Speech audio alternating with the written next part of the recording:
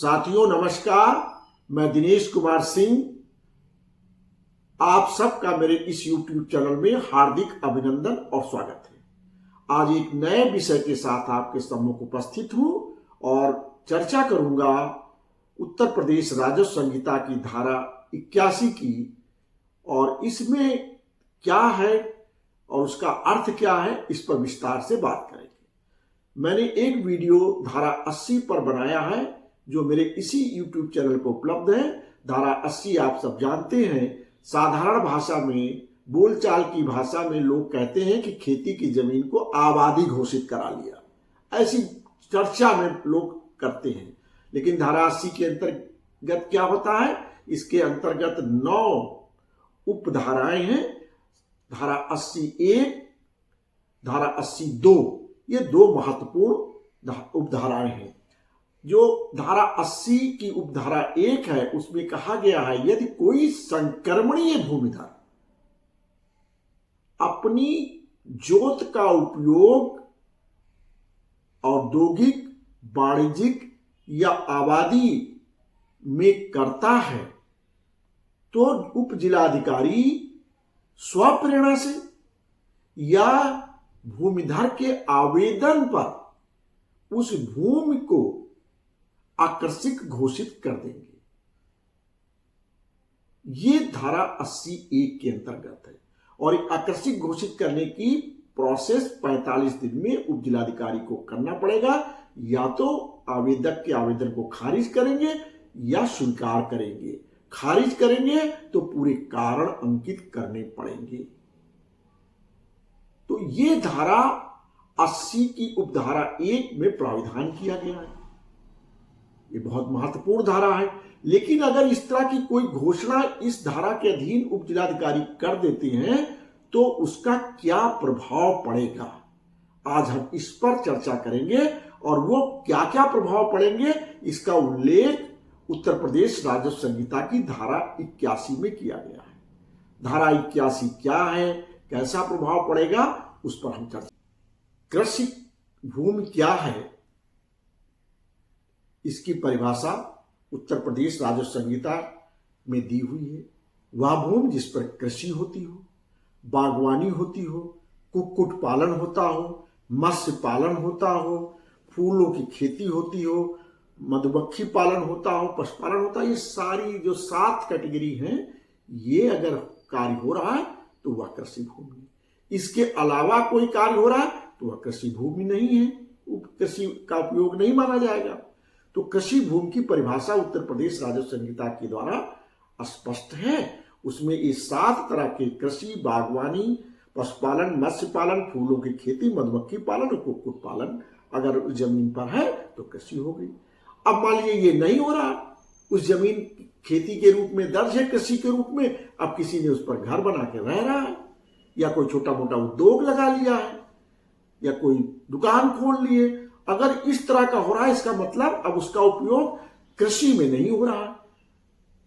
उसी के लिए धारा 80(1) में कहा गया है कि उप जिलाधिकारी स्वप्रेरणा से ऐसे मामलों में या उस भूमिधर के आवेदन पर उस भूमि के पूरे भाग को या उसके किसी भाग को आकर्षित घोषित धारा 80(1) में जो प्राविधान है उसके अंतर्गत करेंगे।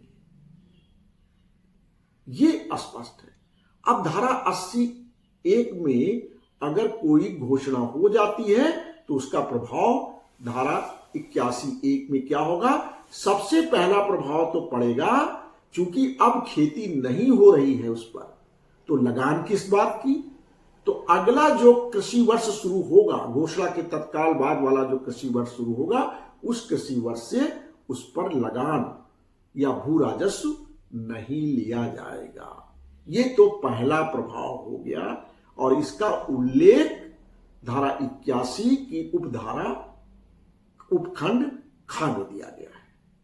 दूसरा प्रभाव क्या पड़ेगा कि जो भूमि है जिस पर अध्याय 9 के रिस्ट्रिक्शंस लागू होते हैं, भूमिधर के संबंध में तमाम रिस्ट्रिक्शंस लागू हैं।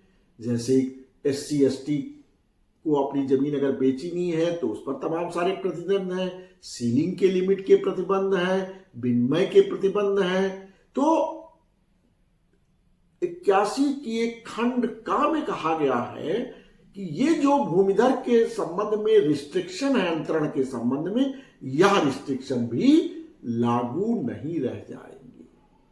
जो प्रतिबंध थे भूमि कृषि के रूप में जब उपयोग हो रही थी, जो प्रतिबंध थे घोषणा के बाद वो प्रतिबंध उस पर लागू नहीं रह जाएंगे। ये बड़ी महत्वपूर्ण है।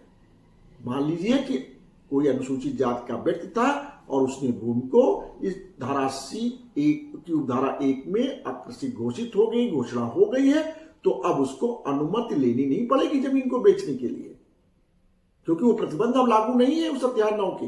और अध्याय 9 में ही धारा 98 और धारा 99 आती है जिसमें प्रतिबंध की बात कही गई है। इसी तरह सीलिंग लिमिट के प्रतिबंध भी लागू नहीं होंगे। विनिमय के संबंध में जो प्रतिबंध है, नियम है, धारा 101 जो भू राजस्व संहिता की विनिमय को बताती है, जो जमीन के एक्सचेंज, वह भी प्रतिबंध इस मामले में लागू नहीं रह जाएंगे। तो ये जो अंतरण का पर प्रभाव पड़ेगा, नो रिस्ट्रिक्शंस, कोई बाधाएं नहीं। जितनी बाधाएं थी वो घोषणा से पहले थी, घोषणा के बाद कोई भी प्रतिबंध, रिस्ट्रिक्शंस नहीं रह जाएंगे। ये बड़ा महत्वपूर्ण है। 81 साथियों, उत्तर प्रदेश भू राजस्व संहिता की धारा 81 के खंड ग में कहा गया है कि जो उत्तराधिकार के नियम हैं, डिवोल्यूशन के नियम हैं, वह भी धारा 80 की उपधारा 1 के अंतर्गत घोषणा हो जाने के बाद लागू नहीं रह जाएंगे। उत्तर प्रदेश राजस्व संहिता की धारा 108 से लेकर के 114 तक उत्तराधिकार के बारे में प्राविधान किए गए हैं। अब ये प्राविधान धारा 80 की उपधारा 1 के अंतर्गत घोषणा के बाद धारा 108 से लेकर 114 तक के प्राविधान लागू नहीं होंगे। नहीं होंगे तो कौन से लागू होंगे? पर्सनल लॉ, जैसे हिंदू सक्सेशन एक्ट और मुस्लिम के संबंध में मुस्लिम सक्सेशन एक्ट लागू होगा, उसके अंतर्गत होगा। लेकिन यह भी स्पष्ट करना जरूरी है कि अगर कोई जमीन धारा 80 की धारा 1 के अंतर्गत आकर्षित घोषित हो गई है, तो क्या वह जमीन का अंतरण कैसे होगा? अंतरण उसी प्रकार से होता रहेगा जैसे वह भूमिधर हो, अध्याय 5 के अनुसार होता रहेगा, चाहे उत्तराधिकार के आधार पर अंतरण हो और चाहे विल के आधार पर अंतरण हो और चाहे विक्रय के आधार पर अंतरण हो, वह अंतरण वैसे ही होता रहेगा।